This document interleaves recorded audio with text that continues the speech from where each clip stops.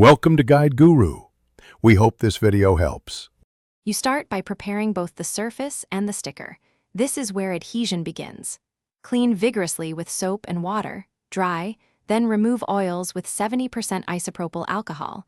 Let it evaporate completely. Meanwhile, inspect the sticker backing for partial liners or protective film and peel slowly at an angle to avoid distorting the adhesive. Use a hair dryer on low to soften old residue if present. Once done, position the sticker, roughly using a ruler, so you avoid shifting during final placement. Now you apply with intention.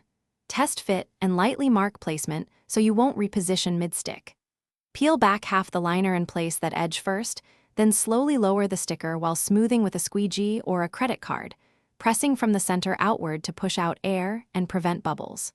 For curves or textured areas, apply gentle heat around 40 to 50 degrees Celsius to increase tack. This lets the adhesive flow into microscopic pores and bond more securely.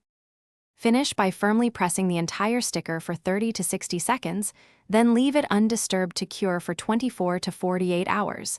This allows full contact. Seal vulnerable edges with clear tape or a quick heat pass to prevent peeling. If it still doesn't stick, don't force it.